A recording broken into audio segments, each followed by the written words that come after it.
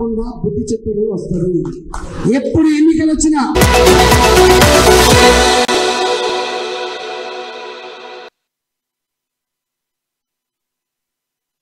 నమస్తే, welcome to అమ్మా news. నా పేరు తరంగిణి. ముందుగా బులెటిన్ లో హెడ్లైన్స్ చూద్దాం. బీఆర్ఎస్ ఇవ్వాల్సిందే, రాష్ట్రాన్ని అప్పుల పాలు చేశారని జేపీ నడ్డా మండిపాటు.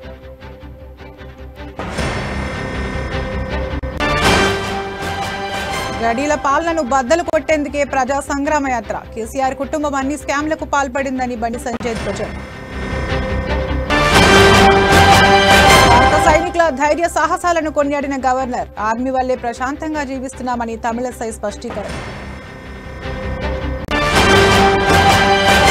వార్ రూమ్ పై పోలీసుల దాడిపై వీరోచితంగా పోరాడాం, నేతలమంతా ఐక్యంగా ఉద్యమించామన్న మల్లు రవి.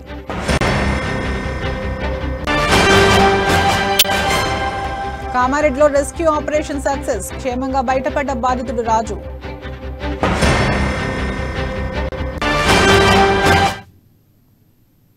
ఇక డీటెయిల్స్ చూస్తే, ఆటంకాలు, ఆంక్షలు, ఆరోపణలు, ప్రత్యారోపణలు, సవాళ్లు, ప్రతి సవాళ్ల మధ్య బండి సంజయ్ 5వ విడత ప్రజా సంగ్రామ యాత్ర ముగిసింది. నిర్మల్, ఖానాపూర్, కోరుట్ల, జగిత్యాల, కరీంనగర్ సాగిన పాదయాత్రలో ప్రజల సమస్యలను తెలుసుకున్నాడు. పాదయాత్ర ముగింపు సభలో బీఆర్ఎస్ ప్రభుత్వంపై బీజేపీ నేతలు తీవ్ర విమర్శలు చేశారు. Watch the story. ఆటంకాలు, ఆంక్షలు, ఆరోపణలు, ప్రత్యారోపణలు, సవాళ్లు, ప్రతి సవాళ్ల మధ్య బండి సంజయ్ 5వ విడత ప్రజా సంగ్రామ యాత్ర సాగింది.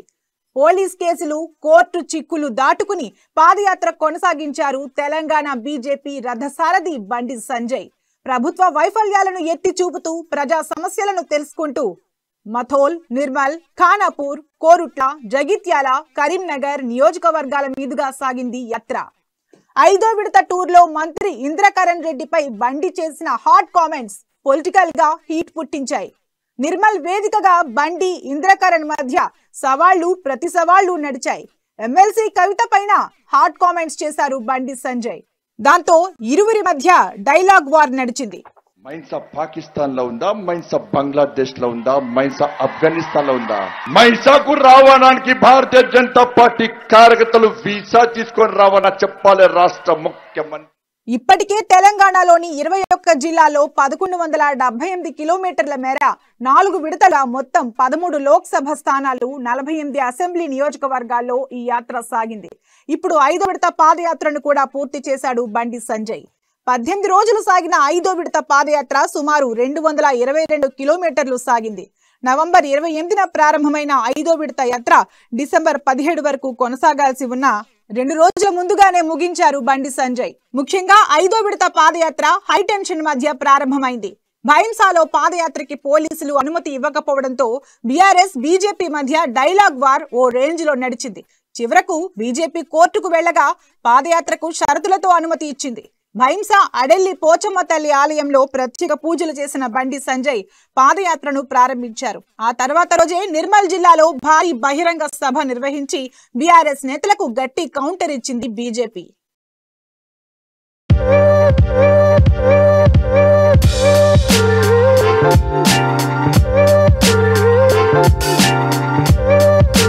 మథోల్, నిర్మల్, ఖానాపూర్, కోరుట్ల, జగిత్యాల, కరీంనగర్ సాగిన యాత్రలో ప్రజల సమస్యలను తెలుసుకున్నాడు బండి సంజయ్. ప్రజలతో మమేకమవుతూ రైతుల సమస్యలు, ప్రజలు పడుతున్న ఇబ్బందులను అడిగి తెలుసుకున్నాడు. బండి పాదయాత్రకు ప్రతి గ్రామాన ప్రజలు నీరాజనం పలికారు. ముఖ్యంగా ఆదిలాబాద్ జిల్లాలో బీజేపీ నేత కంది శ్రీనివాస్ ఆధ్వర్యంలో పాదయాత్ర గ్రాండ్ సక్సెస్ అయింది. బండి యాత్రలో కంది శ్రీనివాస్ అడుగులో అడుగు వేస్తూ ప్రజల సమస్యలు తెలుసుకున్నారు.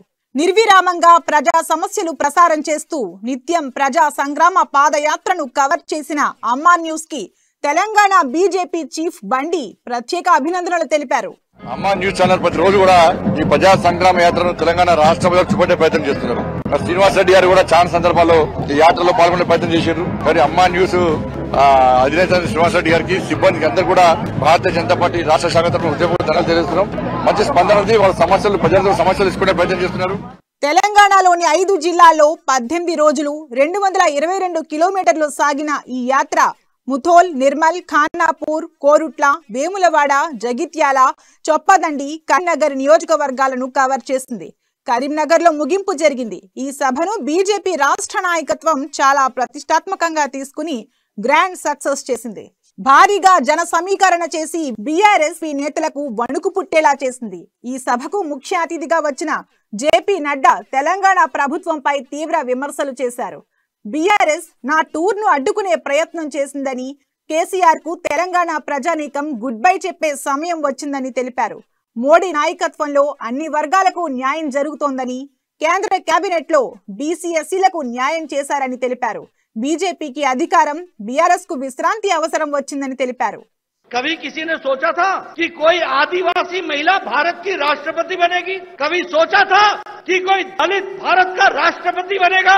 कभी किसी ने सोचा था कि 12 मंत्री हमारे दलित होंगे? कभी किसी ने सोचा था कि 8 मंत्री हमारे केंद्र सरकार में आदिवासी वर्ग से होंगे और 20 से ज्यादा हमारे पिछड़े वर्ग से होंगे? ये सबको साथ जोड़ने का काम, एक माला में पिरोने का काम, सबका साथ, सबका विकास, सबका विश्वास और सबके प्रयास को आगे बढ़ाने का काम किसी ने किया है तो नरेंद्र मोदी जी की सरकार ने और नरेंद्र मोदी जी ने किया है. यह हमको ध्यान में रखना चाहिए. తెలంగాణ సంక్షేమం కోసమే ప్రజా సంగ్రామ యాత్ర చేస్తున్నట్లు తెలంగాణ బీజేపీ చీఫ్ బండి సంజయ్ తెలిపారు.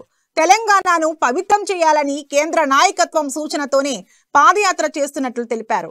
తెలంగాణ కోసం పార్టీ జెండాలు పక్కన పెట్టి రాష్ట్రాన్ని సాధించుకున్నామని, బీఆర్ఎస్ అని పెట్టి తెలంగాణ పార్టీని కేసీఆర్ తీసేశారని అన్నారు.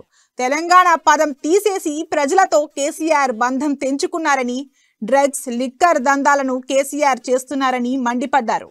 టీఆర్ఎస్ పార్టీ దుకాణం మూసేసి వాళ్ళ ఢిల్లీలో బ్రాంచ్ ఆఫీస్ దగ్గర బీఆర్ఎస్ అట బండి పోట్ల రాష్ట్ర సమితి అన్నది, ఫారెన్ రెస్టారెంట్ సమితి అన్నది. 1,00,000 ఉద్యోగాలు ఖాళీ అయితే కనీసం వాటిని కూడా నియమించలే అన్న. ఏం సాధిస్తామని తెలంగాణ రాష్ట్రం వచ్చిన తర్వాత ఎన్ని నోటిఫికేషన్స్ ఉన్నా రాష్ట్ర ముఖ్యమంత్రి నోటిఫికేషన్ ఇస్తాడు, నోటిఫికేషన్ తప్పు చేస్తాడు కోర్టులో పిటిషన్ ఏం చేయదనే ఇంతవరకు 8 సంవత్సరాలు ఒక్క నోటిఫికేషన్ ఇవ్వకుండా అసెంబ్లీ జరుగుతానో ఎన్నికలు వస్తానో నోటిఫికేషన్ ఇస్తారని చెప్తప్ప ఒక్కరికి ఉద్యోగాలు నరేంద్ర మోడీ ఇచ్చిన 1,46,000 ఉద్యోగాలు, 1,46,000 ఉద్యోగాలు నా నరేంద్ర మోడీ కేంద్ర సర్కారీ నౌకర్లు ఇచ్చిన మొన్న. కేసీఆర్ ప్రభుత్వాన్ని బొంద పెట్టేందుకే కరీంనగర్ లో సభ నిర్వహించామని బీజేపీ ఎమ్మెల్యే ఈటల అన్నారు. ఒకప్పుడు గొప్ప ప్రాజెక్ట్ అంటూ కేసీఆర్ ప్రత్యేక బస్సులు వేశారని, 6 నెలలుగా కాళేశ్వరం ప్రాజెక్టుకు ఎవరిని వెళ్లనివ్వడం లేదని విమర్శించారు. ప్రాజెక్ట్ కాంట్రాక్టర్లకు కేసీఆర్ డబ్బులు ఇచ్చారు కానీ భూములిచ్చిన ప్రజలకు ఒక్క పైసా కూడా ఇవ్వలేదని మండిపడ్డారు. మార్పుకు నాంది కరీంనగర్ అన్న ఈటల, కేసీఆర్ నీకు 8 ఏళ్లలో 1,00,000 కోట్లు ఎలా వచ్చాయో చెప్పాలని ఈటల డిమాండ్ చేశారు.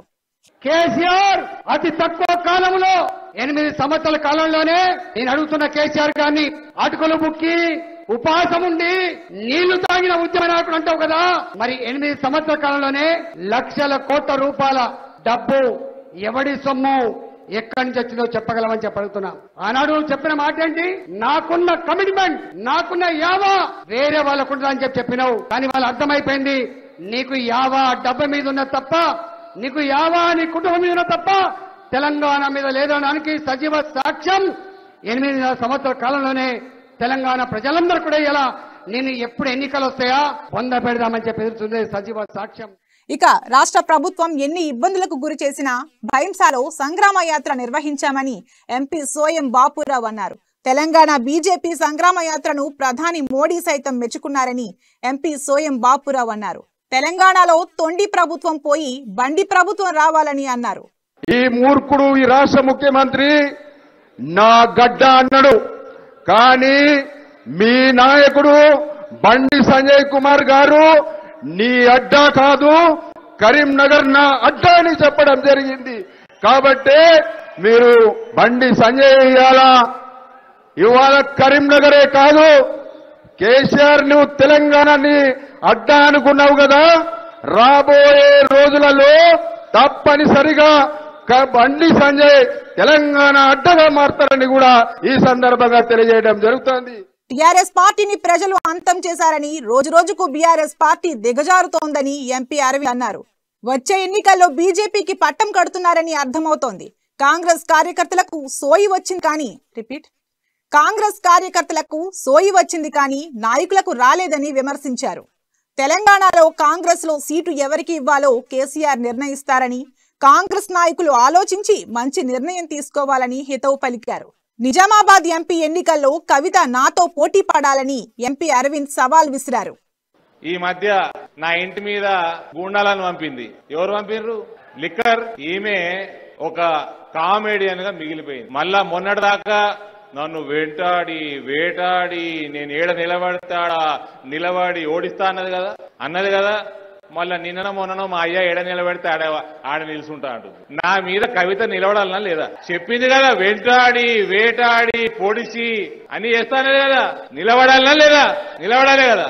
ఒకవేళ నీకు భయం అయితే, మీ అయ్య లెక్క పిరికైతే, నువ్వు నిలబడకపోతే నిజామాబాద్ లోక్సభ ఎన్నికకి మీ అయ్యను పంపి మీ అయ్య జాతీయ పార్టీ పెట్టుకున్నాడు కదా, ఎంపీకి నిలబడాలే కదా.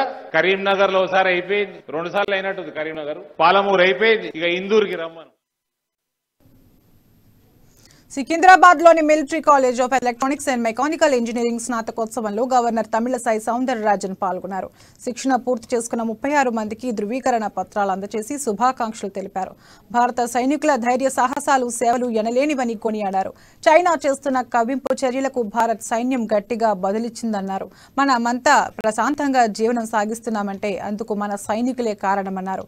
నేర్చుకోవడం అన్నది ఒక విషయంతో ఆగదన్న గవర్నర్, సాంకేతికంగా కూడా మన సైనికులు ఎంతో ముందున్నారని కొనియాడారు.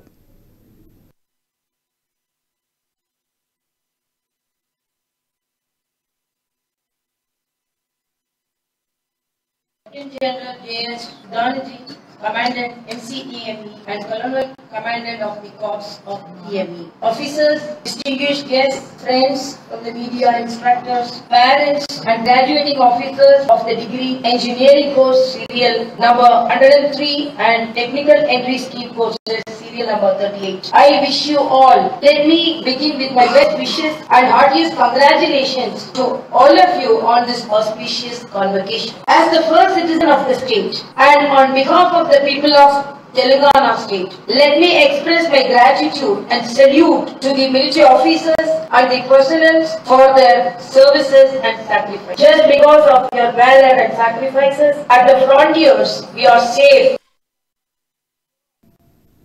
కరెంట్ను అంబానీ అదానీకి అమ్మేవాళ్ళు కావాలా, లేక రైతులను కంటికి రెప్పలా కాపాడుకునే కేసీఆర్ కావాలా అనేది తెలంగాణ ప్రజలు నిర్ణయించుకోవాలన్నారు టీఆర్ఎస్ ఎమ్మెల్యే రవిశంకర్, రసమై బాలకిషన్.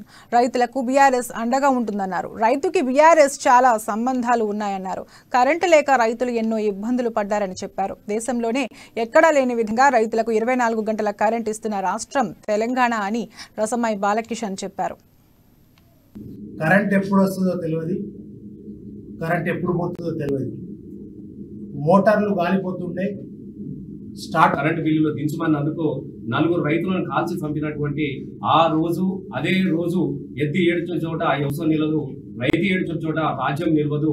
నా రైతుల రక్తం పారించినటువంటి ఈ నేల మీద తెలంగాణ రైతు రాజ్యం రావాలంటే, తెలంగాణ రాష్ట్రం రావాలని తన పదవికి రాజీనామా చేసి త్యాగాల పునాదుల మీద కరెంటుకు వ్యతిరేకంగా పెట్టినటువంటి జెండా ఈ గులాబీ జెండా. మరి ఆ జెండా అడ్డతోని వార్ రూమ్ పై పోలీసుల దాడికి వ్యతిరేకంగా కాంగ్రెస్ శ్రేణులు వీరోచితంగా పోరాటం చేశారన్నారు మాజీ ఎంపీ మల్లు రవి. కాంగ్రెస్ పార్టీపై దాడి చేయడంతో నేతలంతా ఐక్యంగా పోరాటం చేశారని చెప్పారు. మాణిక్యం ఠాగూర్ నుండి కింది స్థాయి కేడర్ వరకు అందరూ ప్రభుత్వ తీరుపై గళం విప్పారని తెలిపారు. రాష్ట్ర పోలీస్ వ్యవస్థ చట్టాలకు లోబడి పనిచేయాలి, కానీ టీఆర్ఎస్ పార్టీకి తొత్తులుగా పనిచేస్తున్నారని ఆరోపించారు. సునీల్ కనుగోలు కాంగ్రెస్ కోసం సర్వేలు చేస్తున్నారని, పబ్లిక్ నాడి తెలుసుకుంటారని పేర్కొన్నారు.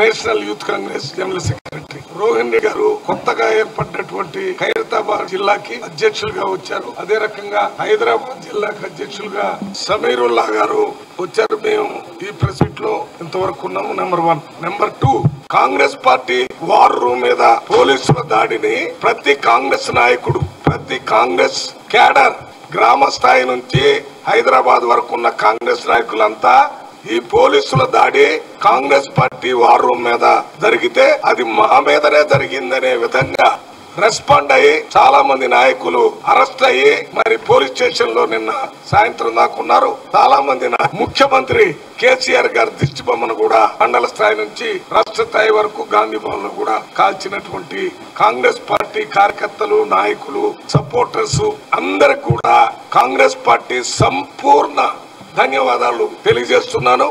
రేవంత్ రెడ్డి గారు ఢిల్లీలో హైదరాబాద్ నగరంలోని గాంధీనగర్ పోలీస్ స్టేషన్ పరిధి lower tank bund snow world సమీపంలో ఉన్న చెత్త డంపింగ్ యార్డులో పేలుడు సంభవించింది. ఈ ప్రమాదంలో చెత్త కాగితాలు ఏరుకుని ఇద్దరికి తీవ్ర గాయాలయ్యాయి. వీరిని కర్నూలు జిల్లా నాంచర్ల గ్రామానికి చెందిన చంద్రన్న, ఆయన కుమారుడు సురేష్ గా గుర్తించారు. వారిని చికిత్స నిమిత్తం గాంధీ ఆసుపత్రికి తరలించారు. సురేష్ ఆరోగ్య పరిస్థితి విషమంగా ఉన్నట్లు పోలీసులు తెలిపారు. చిక్కడపల్లి ఏసీపీ యాదగిరి, గాంధీనగర్ సిఐ మోహన్ రావు సంఘటనా స్థలాన్ని సందర్శించి పలు ఆధారాలను సేకరించారు. చెత్త నుంచి స్క్రాప్ సేకరిస్తుండగా ఈ పేలుడు జరిగిందని వెల్లడించారు.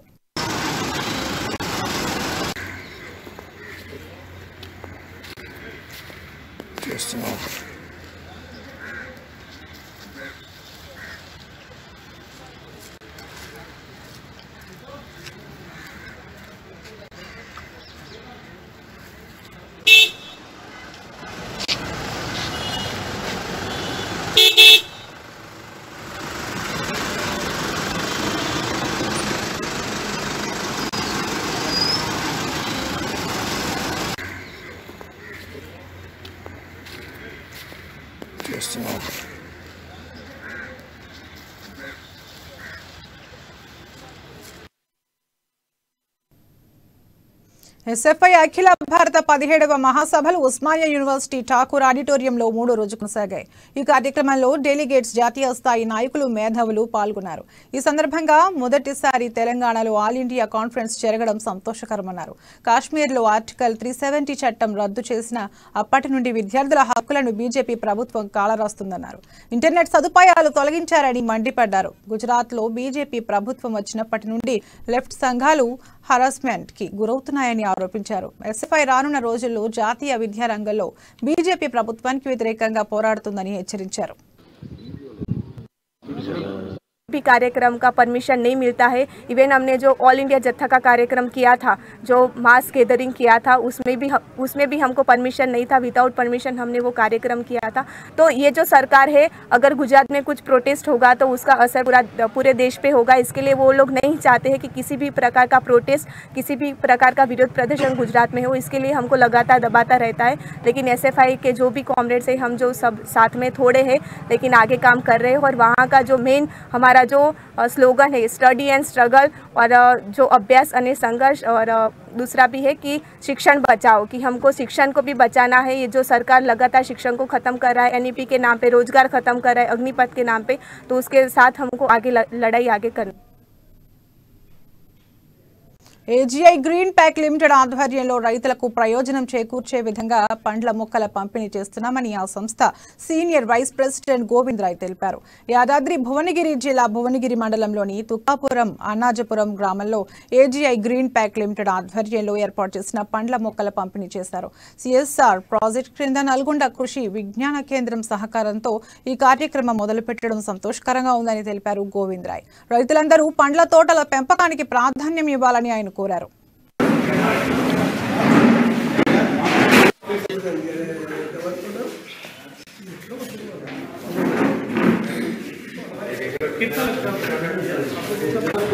लेके आएंगे, उनसे भी आपको कनेक्ट कराएंगे, उनसे भी जो सपोर्ट चाहिए वो भी दिलाएंगे। और जो फूड का क्राफ्ट बनना शुरू हो जाएगा तभी भी ये लोग मार्केट के लोगों को भी यहाँ लाने की कोशिश करेंगे।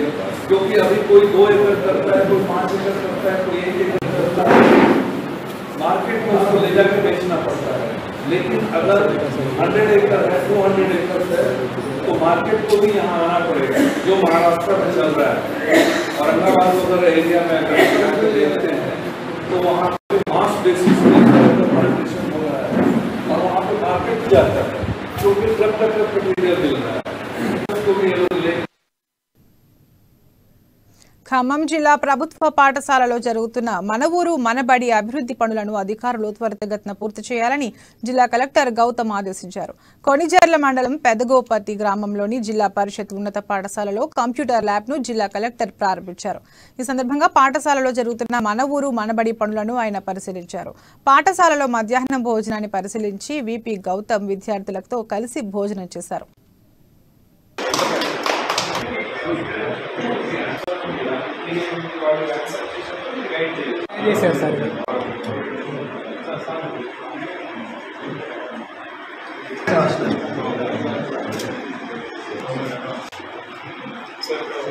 కంప్యూటర్స్ మీరు యూజ్ చేశారు వచ్చినప్పుడు యూజ్ చేస్తున్నారు.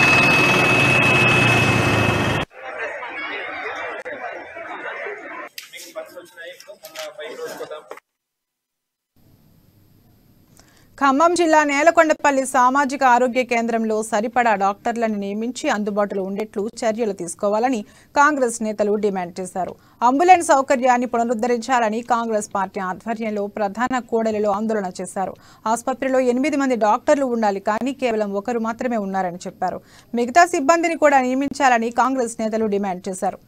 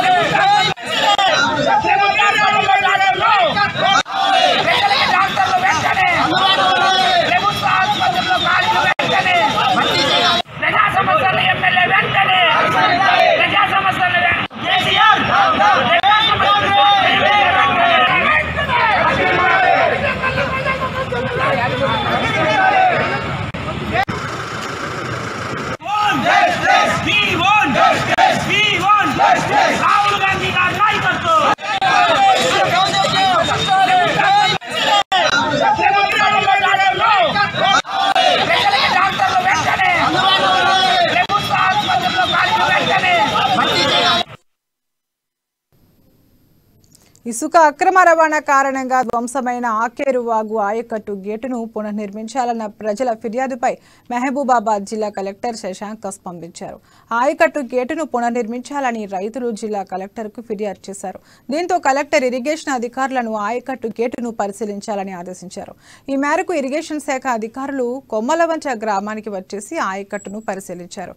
ఆయకట్టు గేట్లను దుండగులు ధ్వంసం చేయడంతో నీరు వృధాగా పోతుందని, తద్వారా సాగునీరు అందక పంట పొలాలు ఎండిపోయే అవకాశం ఉందని రైతులు అధికారులకు విన్నవించారు. ఆయకట్టును పరిశీలించిన అనంతరం నివేదిక తయారు చేసి పనులను త్వరగా పూర్తయ్యేలా చూస్తామని తెలిపారు.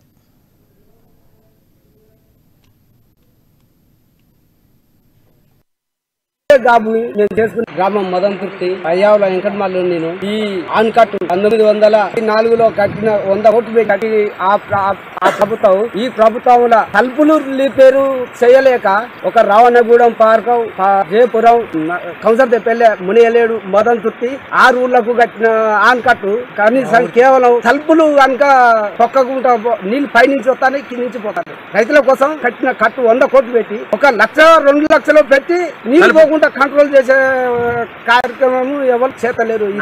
నిండి కాలువ నడిచినప్పుడే నా బావిలో నీళ్లు ఉంటాయి. ఈ ఆన్కట్టు తొక్కలకుండా వెళ్ళిపోవాలనే కథ కాలువ వస్తుంది, నా బావిలో నీళ్లు కూడా పోతాయి. సార్ నాకు ఇక ఉన్నదే గాబు, నేను చేసుకునేది కాదు. గ్రామం మదంతుర్తి అయ్యావుల వెంకటమల్లు. నేను ఈ ఆన్కట్టు 1904లో కట్టిన 100 కోట్లు కట్టి ఆ ప్రభుత్వం ఈ ప్రభుత్వంలో తలుపులు రిపేరు చేయలేక ఒక రావణగూడెం, పార్కం, జయపురం, కంసర్దెపల్లె, మునియలేడు, మదంతుర్తి 6 ఊర్లకు కట్టిన ఆన్కట్టు కనీసం కేవలం తలుపులు కనుక తొక్కకుండా నీళ్లు పైనుంచి వస్తాయి, కింద నుంచి పోతాయి. రైతుల కోసం కట్టిన కట్టు 100 కోట్లు పెట్టి 1 లక్ష 2 లక్షలు పెట్టి నీళ్లు పోకుండా కంట్రోల్ చేసే కార్యక్రమం ఎవరు చేతలేరు.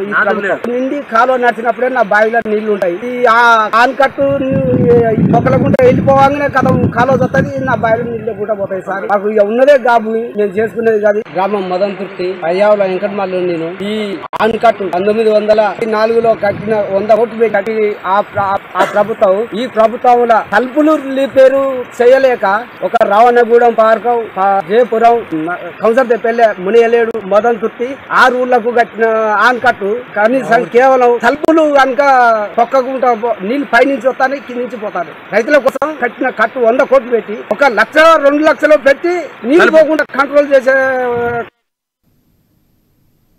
పేద బడుగు బలహీన వర్గాల ఆశాజ్యోతి ఎంపీ కోమటిరెడ్డి అంటూ కర్నూలుకు చెందిన గోపాల్ రెడ్డి అన్నారు. వెంకట్రెడ్డిపై అభిమానంతో తన కవిత్వ ప్రతిభను కనబరిచారు. ఏపీ నుంచి ఇవాళ విచ్చేసి తన అభిమాన నాయకుడిని ఆయన మర్యాదపూర్వకంగా కలిశారు. ఈ సందర్భంగా ఎంపీ కోమటిరెడ్డిపై మైమరిచిపోయే కవిత్వాలు చెప్పారు. రాబోయే రోజుల్లో కోమటిరెడ్డి మంత్రి కావాలని ఆయన ఆకాంక్షించారు. సేవా గుణానికి కోమటిరెడ్డి కేర్ ఆఫ్ అంటూ కొనియాడారు.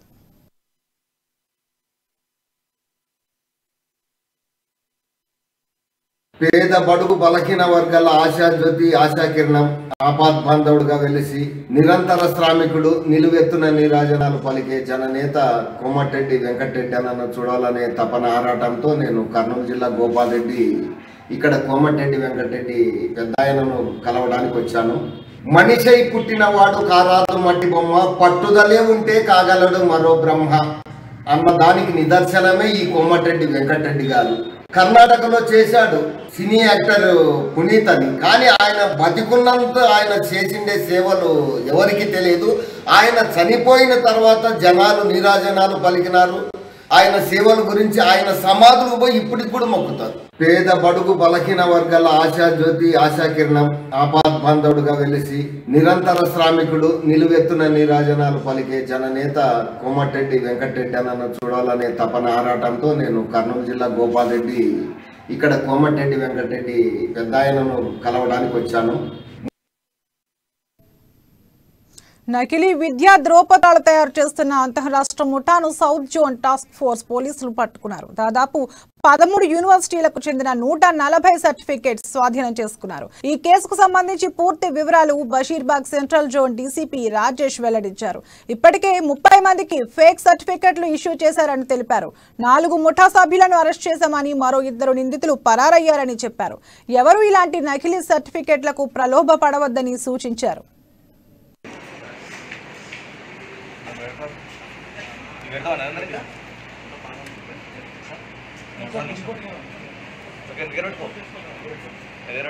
వీళ్ళకి సంబంధించి ఒక 2 కేసెస్ మన హైదరాబాద్ లో రిజిస్టర్ అయింది. నాంపల్లి పోలీస్ స్టేషన్ లో cheating come forgery case, Santosh Nagar police station లో కూడా చీటింగ్ కమ్ ఫోర్జరీ కేసు. ఒక చిన్న లీడ్ తీసుకొని ఒక ఫేక్ సర్టిఫికేట్ రాకెట్ మొత్తం నేషనల్ లెవెల్లోనే వేరియస్ స్టేట్స్ లో కూడా వీళ్ళు ఆపరేట్ చేస్తా ఉన్నారు. ఇటువంటి ఒక రాకెట్ ని బంద్ చేసిన south zone task force team కి, డీసీపీ గారికి, inspector and all the team members కి సిపి హైదరాబాద్ ఆనంద్ సార్ తరఫున కంగ్రాచులేషన్ విషెస్ కూడా చెప్తా ఉన్నాము. అండ్ వీళ్ళందరికీ కూడా టీఆర్ఎస్ ఎమ్మెల్యేల కొనుగోలు కేసులో సీఎం కేసీఆర్ ఇచ్చిన ఎవిడెన్స్ ను పరిగణలోకి తీసుకుంటామని హైకోర్టు స్పష్టం చేసింది. సీఎం ఇచ్చిన ఎవిడెన్స్ ను చూసి తదుపరి విచారణ చేపడతామని పేర్కొంది. ఎమ్మెల్యేల కొనుగోలు కేసుపై హైకోర్టులో విచారణ జరిగింది.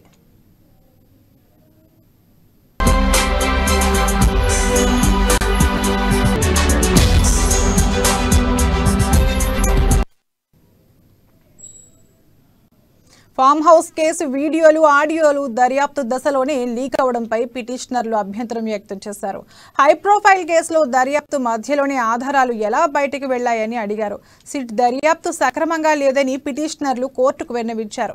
ఈ కేసును లా అండ్ ఆర్డర్ పోలీసులు కాకుండా ఏసీబీతో ఎందుకు విచారణ జరిపించలేదని పిటిషనర్ తరపున న్యాయవాది వాదించారు. సెక్షన్ 17B ప్రకారం మెట్రోపాలిటన్ నగరాల్లో ఏసీపీ స్థాయి అధికారి పీసీ యాక్ట్ కేసులను విచారించవచ్చని అడ్వకేట్ జనరల్ కోర్టుకు తెలిపారు. అయితే 2003లో ఏసీపీ పరిధిని ఖరారు చేస్తూ ప్రభుత్వం జీవో జారీ చేసిందని, దాని ప్రకారం 2003 నుంచి నమోదైన పీసీ యాక్ట్ కేసులన్నీ ఏసీబీనే విచారించాలని పిటిషనర్ వాదించారు.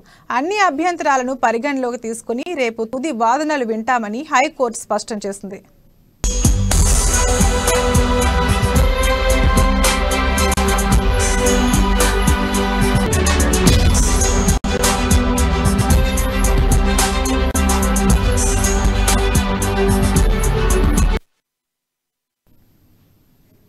ఇవి ఇప్పటివరకు బులెటిన్ అప్డేట్స్. మరిన్ని అప్డేట్స్ కోసం చూస్తూనే ఉండండి అమ్మా న్యూస్. నిజం కోసం జనం కోసం.